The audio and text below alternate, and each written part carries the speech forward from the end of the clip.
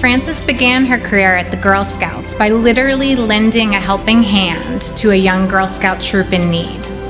A long time ago in the mountains of western Pennsylvania, in the basement of the Second Presbyterian Church, 30 10-year-old girls gathered together, and for the first time, Frances raised her hand and recited, "On my honor, I will try to serve God and my country, to help people at all time, and to live by the Girl Scout law."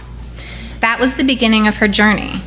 Frances would notoriously claim 5,000 days, 13 years, from Troop 17 to the CEO role, never one bad day.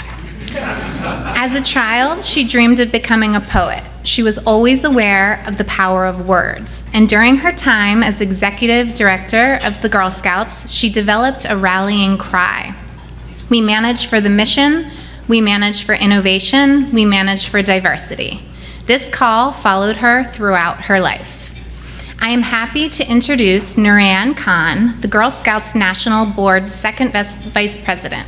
Noorain's Girl Scout leadership is evident in the business, government, and civic communities. She's a Gold Award Girl Scout and was named one of the first National Gold Award Girl Scouts.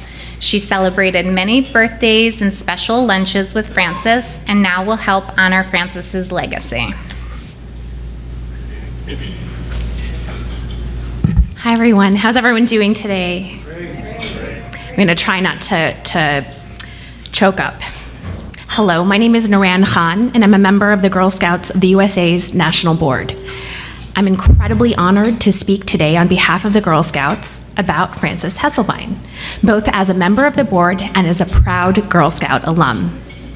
Frances Hesselbein spent her life imparting leadership lessons to generations of girls. Many of you are likely familiar with Frances's Girl Scout story and how her work inspired and positively impacted millions of girls and women. Her Girl Scout career started in the late 1940s when she assumed a temporary role as a leader of a troop of 30 girls as a favor for an ill neighbor. 1 month turned into 8 years, propelled by the girls' enthusiasm, ingenuity, and commitment. Between 1965 and 1976, Frances advanced through the Girl Scout ranks from volunteer troop leader all the way to national CEO, a role she held from 1976 to 1990. As a Girl Scout leader, Frances recognized that with every new generation of girls came an opportunity to challenge herself and the organization to respond to the changing cultural tides and the evolving needs of girls, ensuring that Girl Scouts remained vital and relevant year after year and decade after decade. One of the most impactful actions she took as CEO was when she established the DAISY program in 1984, opening up Girl Scout experience to preschool girls. She not only grew opportunities for younger girls, but intentionally created a more inclusive organization, one that tripled membership of girls of color. As a young Muslim girl growing up in West Michigan in the 80s and 90s, I found Girl Scouts to be the most inclusive place I'd ever entered. I like to state that for me, Girl Scouts was radically inclusive. Although I didn't join Girl Scouts until after Frances had stepped down as CEO, I benefited greatly from the visionary innovations she brought to the organization. You can draw a direct line from the opportunities I had to do things like earn my civic leadership badge and my philanthropy patch as a Girl Scout to what I do today at the Ford Foundation, where I see our largest portfolio, making grants to support organizations fighting inequality across the country. My Girl Scout experience gave me the tools to chart my own unique leadership journey, and I continue to be so grateful to Frances for her vision and so inspired by the legacy that she leaves behind. Frances remained committed to championing Girl Scouts.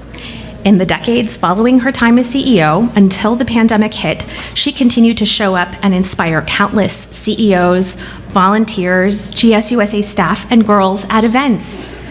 A member of the Girl Scout staff shared with me that on her 104th birthday, Frances had breakfast with the GSUSA staff. She took the mic and said to those there, "I'm proud of the work each and every one of you do, and I'm even more proud of who you are." That's truly the experience that so many of us had. She saw you, and she always saw your potential.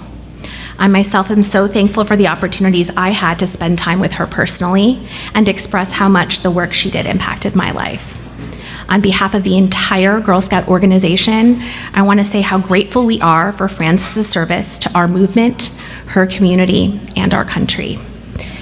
She was a truly transformational figure who had a unique gift for bringing people together and making everyone feel a strong sense of belonging in Girl Scouts. Frances embodied what it means to be a Girl Scout. While we grieve her loss, we also celebrate and honor her strength, her generosity, and her important place in Girl Scout history, now and always.